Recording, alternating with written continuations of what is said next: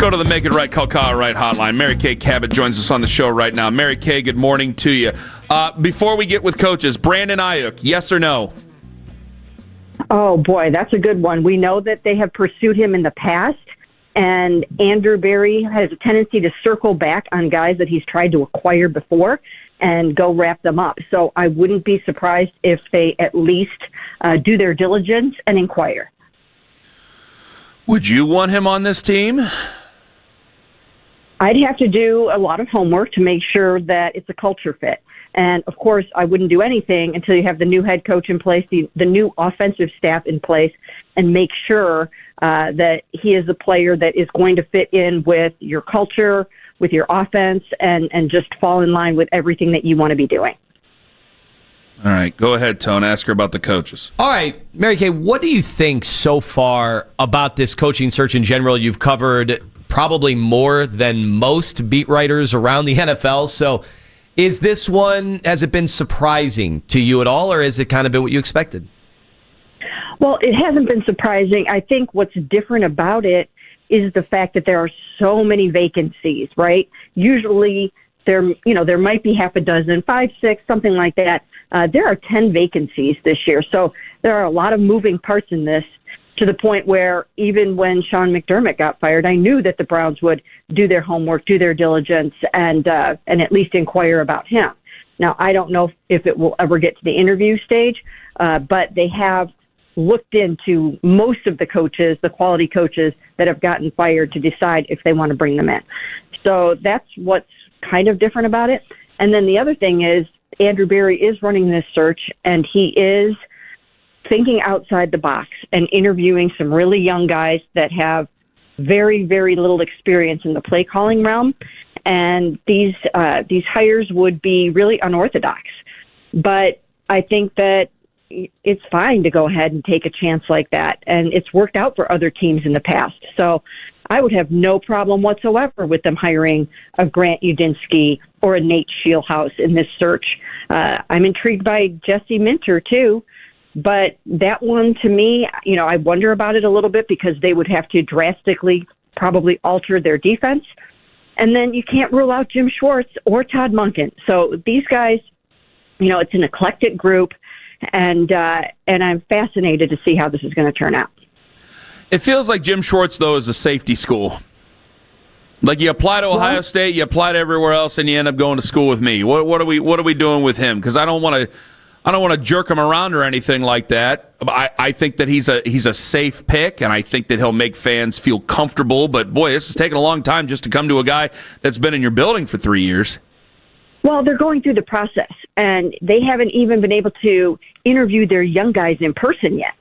So even though it seems like it's taking a long time, it's really not taking that long if you are intent on getting face-to-face with the Grants and the Jessies and the Nates, and that's what they really want to do. And that starts today with Jesse Minter. So they still have to go through that process. Now, they've talked to Jim and they've talked to Todd. So they've talked to the two, older, wiser, 59-year-old guys who have been coordinators. Jim's obviously been a head coach. They've talked to those kind of guys. Now they're going to be able to compare that to the young guys coming in, or the younger guys coming in some cases. So that's what's going on here. They are being faithful to their process, just like they usually do during the draft. They go through the process of the whole entire thing before they make their decision. So they're not panicking. They haven't even done their Rooney rules yet. So they can't hire anybody until they do that. And I posted the story this morning kind of laying that out, where now they actually have to either interview a candidate they haven't talked to yet, or they have to circle back with Adden Dirty, which they can do the earliest on Monday, and he could be their other Rooney Rule candidate. But they have to have two, has to be a minority or a woman, and it has to be in person. So everything's on hold until they get those two interviews done. Mary Kay Cabot joining us here on the show. Have you heard anything about any of the interviews about what their plans might be at the quarterback position for 2026 and beyond? Well, I think we all do know what the quarterback situation is, and that is it's going to be, at this moment, it's Shedeur and Deshaun competing for the starting job unless they bring in a veteran or a rookie. And they can do that via draft, via trade, via free agency. And I think the new head coach is going to have a say in that. So if Todd Monken is sitting there with them and says, hey, you know what, we've got to go out and find some other quarterback, then they will be open to doing that. And if he says, hey, I think we can work with what we have and maybe, add someone else to the room in some capacity, I think we're good to go. I think the new head coach is going to have a say in that.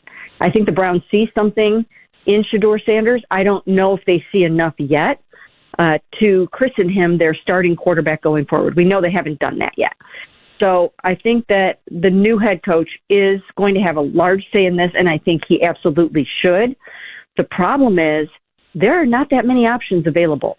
Just like last offseason, it's a very, very difficult quarterback market if you are trying to find your starter for 2026 in it. All right, Mary Kay, the Jim Schwartz part of this is kind of fascinating because obviously they're taking his candidacy very seriously. He's gotten the interviews, and he actually, unlike the last few cycles, he actually got an interview somewhere else as well. So he obviously wants to be a head coach again in the NFL. We had doubted that before, and his health was obviously a situation too. So with all of that said, he's been very patient throughout this process. Does Jim Schwartz have the gravitas to just tell the Browns, hey, consider me right now. I want to be the head coach right now, or I'm not working with any of these other guys? I don't think he would do that. I think he's made it very clear to them what he wants, and I'm sure he wants the head coach job. We know that he wants the head coach job. So I'm sure he's made it very abundantly clear to them that that's what he wants. And everyone also knows that if that doesn't happen and if they go in another direction, that he has an option to stay here as defensive coordinator. He also has other opportunities. So I think it's just going to come down to, once they get through the second wave of second interviews, do they want to give this job to Jim Schwartz, or do they want to go young, rising, offensive or defensive star? And then everybody after that is going to have to decide how they want to put these pieces together. We know that the Browns want to keep Jim Schwartz around. We know he wants to be here, especially as head coach. What we don't really know is, how is he going to feel about being defensive coordinator for one of these other four guys that they are interviewing this week and next week? Well, the other part that I wonder, and we went through the Mike McDaniel situation when he pulled his name out, and there was a lot of speculation on why he would do that. Is there any chance that McDaniel had leverage because he knew he had these other cushy or what on paper looks like good OC jobs, that he might have said, hey, Browns, hire me and give me some power, or I'm just gonna go elsewhere because I have other opportunities? Well, he certainly had the other opportunities. He had plenty of them. And so he was able to pick and choose what he wanted to do and who he wanted to be working with and what he thought his career trajectory would look like beyond this year. So, I think sometimes you have to take that into account. What offense are you going to be working with? Who's going to be your quarterback? And so, Mike's in a situation where if he wants that second job, he's got to be well positioned for that. And one way to do that, I would think, is to work with a really, really good quarterback and get yourself back on the head coach map. Mary Kay Cabot joining us here on the on the Make It Right, Call Kyle Right hotline. Have there been any other big names that have been thrown out there? Have they called it all about Curt Cignetti? I thought Lima was going to ask it. I'll just go ahead and ask it. I don't know about that. I doubt it. I can't say for sure that they haven't, but I really haven't seen them or heard of them doing things like that. They've mostly kept to the names that we know. I mean, I know that they've called. I know that they had a 45-minute conversation with John Harbaugh, and then it just didn't get to the interview stage.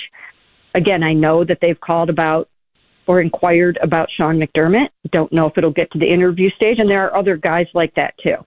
So they've had preliminary conversations with a number of candidates that they decided for one reason or other not to interview, or perhaps the candidate decided not to interview. I had reported that they were supposed to request Chris Shula, and then that never happened. And I'm not exactly sure why. I've heard a few different things. I don't know what happened. I don't know if I know what I heard, Mary Kay. I know what I heard. What'd you hear? Not interested at this time. But that's just what I heard. Yeah, I haven't been able to get that confirmed, but that could be the case. So not sure if they decided not to or he decided not to. But there are other things like that where they had mutual interest and it just didn't get to the interview phase. Now, one of those candidates might end up still interviewing with them because they have to satisfy the Rooney Rule.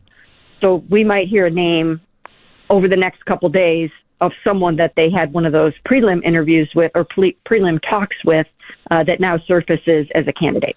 Boy, I love this time of year because so many teams, they publicize, or the agents of the candidates publicize details. We've certainly seen that with Kevin Stefanski going down to Atlanta, some of how they treated him when he got there. And then there are the times, Mary Kay, and you know this as closely as you follow the league, the stuff we never hear until down the road. And that is what I'm really intrigued right now is, there's been some monitoring of the Haslam jet, and we never know, is that for football purposes? Could that be for other purposes? But I do wonder, Mary Kay, what the likelihood is of maybe they've chased some other coaches, and we may not hear about it until way later. Oh, I definitely think that'll happen. That will definitely happen. You'll start to hear some things coming out, I'm sure, next week at the Senior Bowl when you start to get coaches, general managers, agents all together in Mobile, Alabama. Then you'll hear more when we all head to the Combine. Maybe some things will come out at the Super Bowl. So there will definitely be things about about this search and everyone's search once all the parties start coming together and in some cases the alcohol starts flowing. Oh, yeah. Love it when the booze starts going, Mary Kay. Let me ask you this. What chances does Nate Scheelhaase have at the job, or is it really coming down to Yadinsky or Schwartz? No, I think Nate Scheelhaase is still very much in it, just like all these 5 candidates are. I don't think you can rule him out at all. And one of the intriguing things about him, and I've been writing this, is the fact that he did play quarterback for 4 years.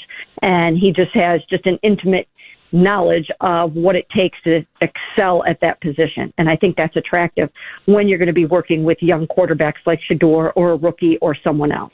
So I do think that I think he's still in it.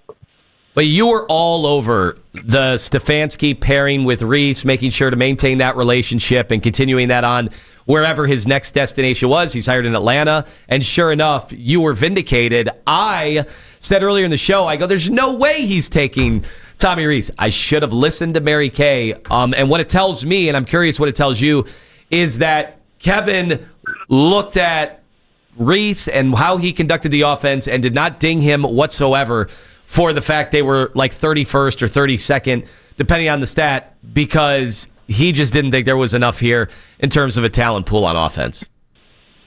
Well, he knows what it takes to try to break in rookie quarterbacks, and that's what they were trying to do in 2025.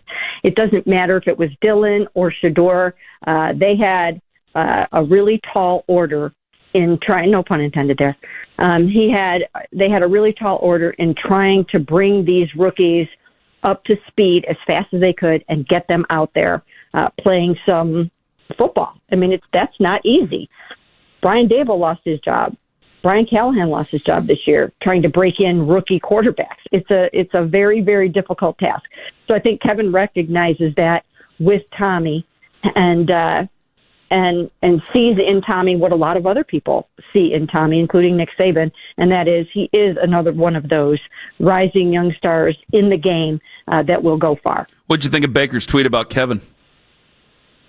I thought it was unnecessary. I just didn't think it was a necessary thing to do, and I wish that he would have just kept his fingers off the keyboard and left that one alone. Yeah, I agree. Considering he's I was trying to be nice. I said he was the 3rd best quarterback taken out of that draft, but you know what? Is Sam Darnold better than him? Sam Darnold better? Maybe. Depends on the week, depends on the year. Same thing with Baker. Depends on the week, depends on the year. Just pointing that out. Mary Kay, real quick, would you be willing to go for a run while you're sick? Would you advise, if you're sick, would you advise going for a run while sick? No, I would not. And why not? Because your body needs to heal and it needs rest when you're sick. So, no, I wouldn't stress the body in that way if I were sick. Mary Kay, thank you so much for the time. All the very best to you and yours, and we'll talk to you again next week. Sounds good. Thanks, guys. The outstanding Mary Kay Cabot on the Make It Right, Call Kyle Right hotline. Yeah, Emma went for a 4-mile run yesterday. Said that Sarah encouraged him to do so. She told You're not me going to feel any better sitting around here. She told me that I have to get off the couch and get out there. My body will thank me later. It doesn't sound like it's thanking you now.